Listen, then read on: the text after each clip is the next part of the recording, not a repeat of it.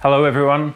Well, I'm back in hotel quarantine, and that's an excellent opportunity to do a new project.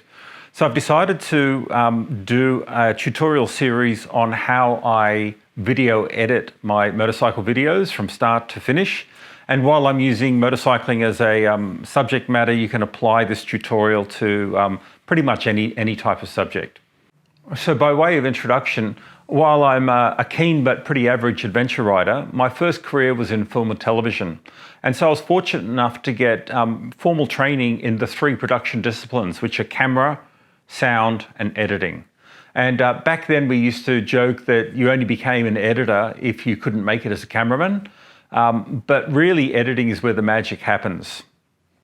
So first caveat is, this is not a tutorial on how to use Premiere Pro, okay? Which is the editing software I'm using. If you don't know how to use Premiere Pro, I recommend you jump over to LinkedIn Learning and do one of their fundamentals courses, which will teach you the basics. And then once you understand the mechanics of the editing software, come back and have a look at this tutorial, and this will kind of really show you more how to apply it. There's about 10 chapters in this series. Here's what I'm going to walk you through.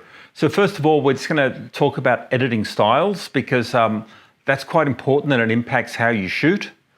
Then I'm going to talk about organization of your assets and your projects and the way you work in Premiere itself. After that, we're going to talk about reviewing your media and how to actually start doing a rough assembly of the good shots. From that, we're going to talk about laying audio tracks. Then we'll go into the video edit itself. After that, we'll go into the sound design. From there, we'll talk about color grading. And then we'll finish up with sort of sharpening and final polishing. I'll also do a chapter on exporting your video. And finally, more of an advanced and an optional chapter, I'll talk about working with proxy files to speed up your editing. So I hope you find this series useful and look forward to seeing what you produce.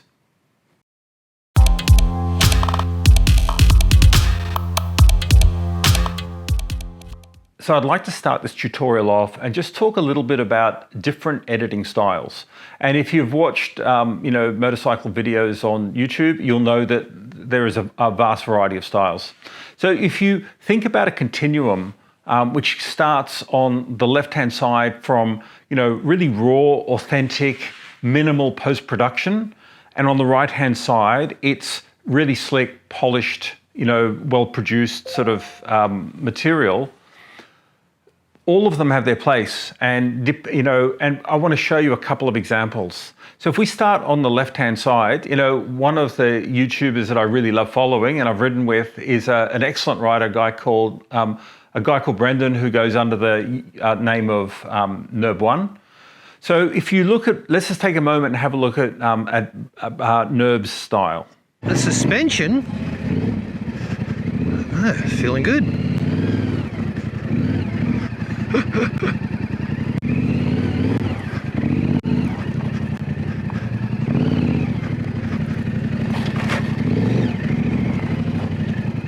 Someone's had their mini bike. You'll see it's really raw, it's really authentic, minimal post-production. He just has his helmet camera and records high quality audio and video, and what you see is what you get. I haven't asked NERB about it, but I've got a feeling that he doesn't love the editing process and sees it as a bit of a chore. Now, if we go to the other side and you look at, say, Dirt Bike TV, Dave Darcy, he's producing high quality, sort of polished productions. Wow.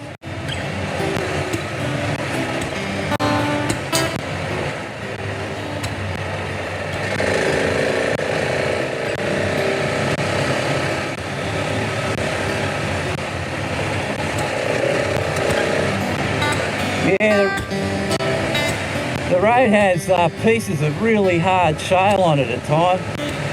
And so when he goes out, he's going out there with the, the primary intention of producing a video, and he's taking a drone, multiple camera angles. He's thinking about his shots as he's out there riding, and he's, setting up cameras to actually capture the shot and make sure he's got the material that he needs to create a polished production. Now in the middle is someone like Shadower75. Chris's videos, they're really well put together, but they've still got this sort of authentic rawness to them. You feel like you're out there, with him and his mates on the ride. Here we have Steve-O, just going down the easy run and gunshot. Sorry about that early morning sun.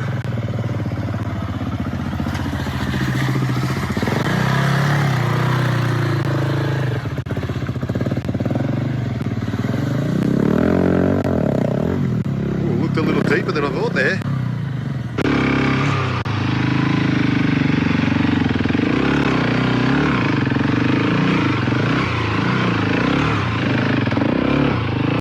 But yet he's got, multiple cameras. He's showing you multiple angles. He's narrating while he's out there on the adventure. So he's thinking about that finished production and telling the story as he's going. So the reason I'm talking about editing styles at all is because this dictates how you do the shooting. Nerb just has his one camera strapped to his head. He's not thinking about, setting up different shots. He's just riding and talking to you as he rides. Whereas, Dave Darcy, on the other hand, he is shooting more of what we call B-roll. So he's capturing the environment, the bikes, and he's giving himself plenty of material so that he's got maximum amount of flexibility in the edit to tell his story, and he's got a lot of different camera angles. So that's the point. You can't go out there with a single GoPro and then expect to create a really polished production if you haven't shot sort of B-roll or alternate angles, okay? So you've got to think about that when you're riding so that in the edit, you've actually got the material and the angles that you need to create the type of video that you want to edit. And just while we're sort of talking about shooting, let me just briefly go over the 3 cameras that I use when I'm typically going out on a motorbike ride. So my first camera, and probably the primary camera, is my GoPro Hero 9. And I run 2 different profiles on the GoPro. The first one is what I call cinematic, and I'm shooting 4K at a 16:9 aspect ratio. I'm shooting it at 60 frames per second, so I can do smooth slow-mo. The lens I'm using is linear with horizon leveling, and I've got hypersmooth set on boost. I have my color profile set on flat, which really means I'm going to be color grading it. And I've also got my sharpness turned down low. And again, you'll see why I do that in camera in later chapters. The second profile I have is one I call activity. And it's also being shot at 4K, except it's on a 4:3 aspect ratio. And what this does is it gives me maximum flexibility in the edit to actually frame that shot more accurately. So that's typically when I want to include my bike, handlebars or headlight in the frame and kind of give the point of view of me riding. Whereas cinematic is more when I'm following someone else and they're the center of attention. With this, because I'm shooting 4:3, I can't shoot 60 frames a second. The GoPro won't allow it, so I'm shooting it at 30 frames a second. And typically I'm not slowing this down, so that's fine. The lens is wide to give me widest angle. Hypersmooth is not on boost, it's on, which is the maximum. But again, flat color profile and low sharpness. The second camera that I have is a little DJI Osmo Pocket, and it literally sits in my bike jacket pocket. So, and that's kind of my run and gun camera. So if something's happening, like, I've got a trailside repair or I want to get some shots in the bar or the pub afterwards, I just reach into my pocket and I know that camera's there. I don't have to go and pick up my helmet and try and shoot with the GoPro on the front of my helmet. So it's a very fast camera to access. I can button on with one click. It's gimbal stabilized, so it means I can walk with it and I get smooth shots. So with that, I'm shooting 4K 16:9, 30 frames a second. There's no real lens adjustments. I'm shooting with a flat profile as well. So I'm compressing all the contrast and everything and normal contrast. And then the final camera that's worth talking about is my flying camera, which is the Skydio 2 drone. With that, I'm shooting 4K 16:9. I'm shooting 60 frames a second, so I can do slow-mo if I need to. There's no lens adjustments on that, and it's sort of normal color rather than a flattened color, and it's normal sharpness. So I'm typically not applying any extra boost to color or sharpness in post-production with my drone footage.